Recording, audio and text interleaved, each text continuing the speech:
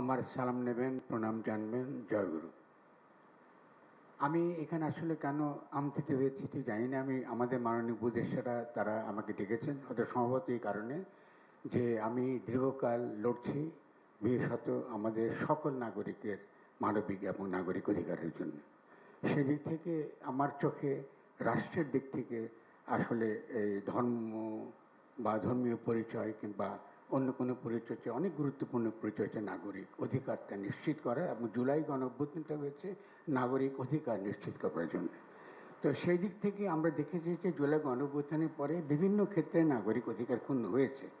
এটা আমরা একটা বড় ঘটনা, একটা অভূতপূর্ব বিপ্লবতে দিয়ে গেছি, এবং এটা একটা নানান কারণে আমাদের শিথিলতা আছে, আমাদের দুর্বলতা আছে, কিন্তু সেই সুযোগটা কিছু কিছু শক্তি আমাদের দেশের ভেতরে এবং দেশের বাইরে তা এটা গ্রহণ করতে চাইছে, এবং বর্তমান সরকারকে আনস্টেবল করবার তাদের একটা অত্যন্ত পরিষ্কার একটা আমরা দেখছি তাদের একটা পরিকল্পনা আছে। সেই থেকে আমার প্রথম যে কথাটা হবে, আমাদের সকলকে অনেক বেশি সতর্ক হতে হবে, এবং ইস্যুটা শুধুমাত্র যে এই আমাদের সম্প্রীতি, ধর্মীয় সম্প্রীতি ব্যাপারটা তা নয়। এটা নাগরিক এবং মানবিক অধিকারের প্রশ্ন, এটা বাংলাদেশকে নতুনভাবে গঠনতন্ত্র প্রণয়নের প্রশ্ন, এবং একই সঙ্গে এই বর্তমান অন্তর্বর্তীকালীন সরকার আমাদেরকে যে স্বপ্ন দেখাতে পারে তার সঙ্গে এটা যুক্ত। এবং এটার সঙ্গে আমি আর দুইটা কথা দিয়ে যোগ করবো, যেহেতু সময় অত্যন্ত কম, আসলে অনেক আলোচনা করার দরকার আছে। আমি এখানে কিন্তু সনাতন যে জোটটা হয়েছে, সম্মিলিত জোট, তাদের কাউকে এখানে আছেন কিনা আমি দেখছি না।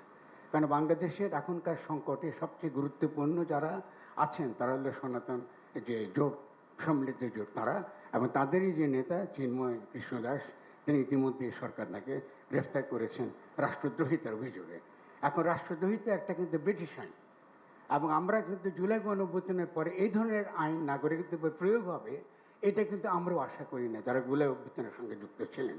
ফলে এখানে আইনগত দেখতে হচ্ছে যে একজন ব্যক্তি এখানে আপনার তার বিরুদ্ধে অভিযোগ করেছে, যে অভিযোগে করা হোক না কেন, তিনি একজন একটা বিএনপি, তিনি একজন সদস্য, এবং সেই সদস্য করেছে, পরবর্তীকালে বিএনপি আবার তাকে বরখাস্ত করেছে, তার দল থেকে বহিষ্কার করেছে, কিন্তু তার এই মামলাটা তোলা হয় নাই।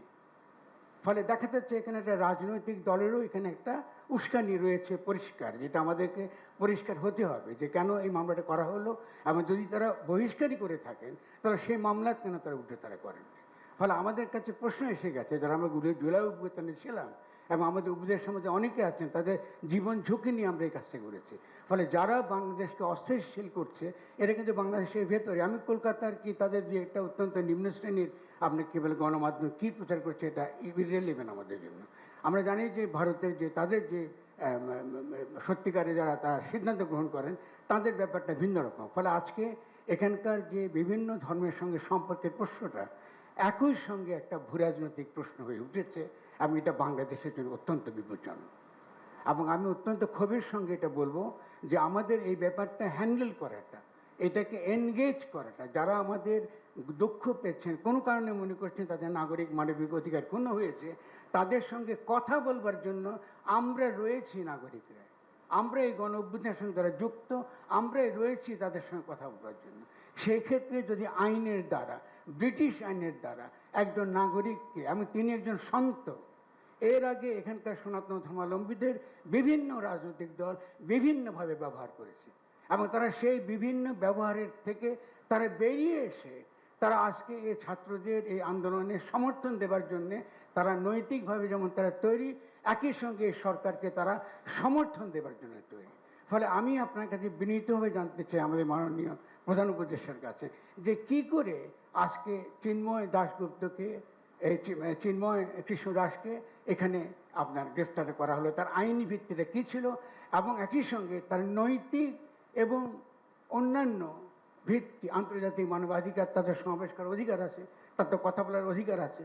এবং আমি নিজে ব্যক্তিগতভাবে চিন্ময়ের সঙ্গে কথা বলেছি, এবং আমার তাকে কোনোভাবে বাংলাদেশের রাষ্ট্রদ্রোহী বলে মনে হয়নি।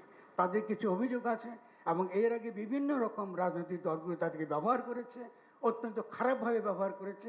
এই মানুষটি সেই ব্যবহার থেকে বেরিয়ে এসে, যেহেতু সে একটা সন্ত, একজন সাধু, তিনি এসে চেষ্টা করছেন সকলের সঙ্গে মিশে এটা করতে। ফলে তার কোনো কথার মধ্যে আমাদের হতে পারে, আমরা দ্বিমত করতে পারি, অমত করতে পারি, তর্ক করতে পারি, কিন্তু অবশ্যই তিনি বাংলাদেশের রাষ্ট্রদ্রোহী, বাংলাদেশকে ধ্বংস করতে চায়, এরকম কোন রকম তৎপরতার সঙ্গে যুক্ত আছে, এটা আমার কাছে কোনো প্রমাণ নেই, অন্তত আমার কাছে নাই।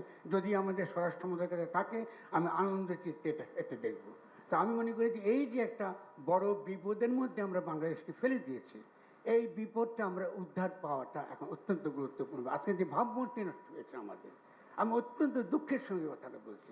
এতগুলো মানুষ মারা গেল, এতগুলো ছেলে পঙ্গু হয়ে রয়েছে, সেখানে আমরা এখানে বাংলাদেশকে একটা জঘন্য দেশ হিসেবে, যেখানে সংখ্যালঘুরা নিরাপদ নয়, এইভাবে আমরা আমাদের কাজকে সারা পৃথিবীতে আগে করা হচ্ছে। অথচ এই ধরনের লোকদেরকে, চিন্ময় যিনি যে সন্ত, তাকে নিয়ে আজকে সারা পৃথিবীকে বলতে পারতাম যে বাংলাদেশের সংখ্যালঘুরা আপনার মোটো আপনার অনিরাপদ নয়, তাদের উপর যে নির্যাতন হয়েছে, নিঃসন্দেহে সেই নির্যাতনের একটা অবশ্যই তার একটা বিহিত হবে। এখানে দেবত্ব সম্পত্তি দখল হয়েছে আওয়ামী লীগের আমলে। এখানে আমি জানি যে আরও যারা আছেন, বৌদ্ধ আছে, বিভিন্ন বৌদ্ধ মঠ আছে, বৌদ্ধ বিহারের কথা বলা আছে, এগুলো তো দখল হয়েছে এর আগের সরকারের আমলে। তবে এই সরকার তো উচিত ছিল এই যে বিষয়গুলো, যেগুলো তারা আন্তরিকভাবে হাজির করার চেষ্টা করছেন, এটা মনোযোগ দিয়ে শোনা। তো আমি বিনীতভাবে অনুরোধ করবো। তাছাড়া আরেকটা কথা বলি, মাজার ভাঙ্গা হচ্ছে, মাজার ভাঙ্গা হচ্ছে। যারা মাজার ভাঙতে, আমি গত কদিন আগে মাজার ভাঙ্গা হয়েছে, একটার পর একটা মাজার ভাঙ্গা হয়েছে, যেটা একদম ইসরায়েলি নীতিতে। ইসরায়েলও কিন্তু যেটা করে দক্ষিণ আপনার ওয়েস্ট ব্যাংকে, যে এখানকে ইসলামের যে ইতিহাস, চারদিক ইতিহাসে পীর মুর্শেদ অলি আউলিয়ারা তারা যে ভূমিকা রেখেছেন, সে ঐতিহ্যকে মুছে ফেলা, ইতিহাসকে মুছে ফেলা, স্মৃতিকে মুছে ফেলা। শাহপরানের মাজারকে ধ্বংস করা হয়েছে, এরপর একটা পর একটা মাজার ধ্বংস করা হচ্ছে। কিন্তু এই সরকারের দিক থেকে আমরা কিন্তু কোনো প্রকার সত্যিকারের শক্ত কোনো অবস্থান দেখি না। যারা মাজার ভেঙেছে, আমি স্বরাষ্ট্র মন্ত্রণালয় থাকলে প্রশ্ন করতাম, তারা যারা ভেঙেছে তাদের বিরুদ্ধে তো কোনো মামলা হয় না, তাদের কাউকে তো গ্রেফতার করা হয় না। তাই এটা তো চলতে পারে না রাষ্ট্রীয়ভাবে। কারণ আজকে আমরা যে জায়গায় পৌঁছেছি, আমি এখানে যারা হাজির হয়েছেন, মূলত যারা স্টেক হোল্ডার, যারা মূলত দাবি তুলছেন যে তাদের যে সকল অধিকার রয়েছে, তারা নাগরিক অধিকার আছে, মানবিক অধিকার আছে, সমাবেশ করার অধিকার আছে, অনেক ক্ষেত্রে আমাদের সঙ্গে তাদের একমত নাও। ধন্যবাদ। কিন্তু আলোচনা করবার একটা পরিবেশটা তৈরি করার জন্য আমি শুধুমাত্র বিনীত অনুরোধ জানাবো যে চিন্ময় কৃষ্ণ দাসের বিরুদ্ধে সত্যিকারের কোনো অভিযোগ যে না থাকে, প্রথম কাজ হচ্ছে তাকে মুক্তি দেওয়া।